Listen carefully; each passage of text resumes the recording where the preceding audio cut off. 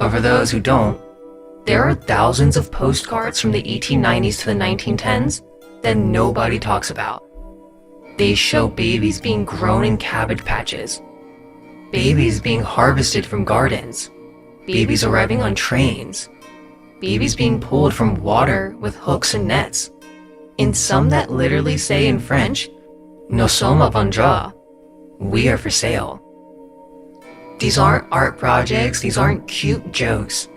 There are thousands of these across Europe and America, and they depict a production line, a repopulation operation.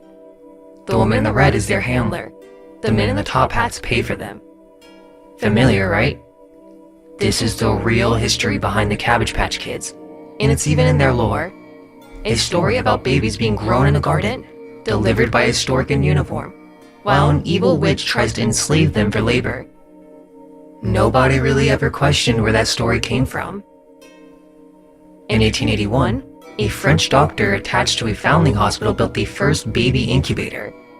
He modeled it on a chicken hatchery. Within a decade, baby incubators filled with live premature infants were exhibited at world's fairs across Europe and America. The medical journal that covered it wrote, quote, "It is just as essential in raising men and women as it is raising any kind of stock," end quote. And in 1896, at the same Paris World Fair that showcased those incubators, the first narrative film ever made premiered, Le Fée aux Choux, The Fairy of the Cabbages, a woman pulling babies from a cabbage patch and handing them to couples who pay a farmer. The first movie ever made was about selling babies, and it was created to promote the incubators. Then came the trains. Between 1854 and 1929, over 200,000 children were loaded onto orphan trains and shipped from East Coast cities to the Midwest and West. 72% of them had at least one living parent. They weren't orphans, they were taken. Their names were changed, their records destroyed. They were displayed at train stations and then chosen by families. And then we're just told to forget everything about where they come from. So to put that together, foundling hospitals funded by elite with fertility goddesses on their seals, a secret fraternity running the orphanages, thousands of postcards advertising babies for sale, incubators modeled on chicken hatcheries at world fairs. The first movie ever made is about producing and selling babies, and 200,000 children were shipped across the continent with their identities erased. Now look at what I just showed you in these documents.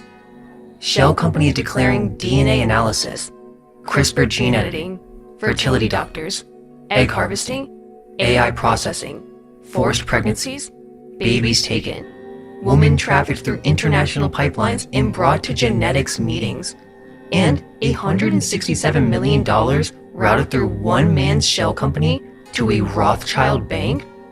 The same banking dynasty that's been at the center of European finance since the foundling hospitals were built. The same operation, different century. The only thing that changed is the technology.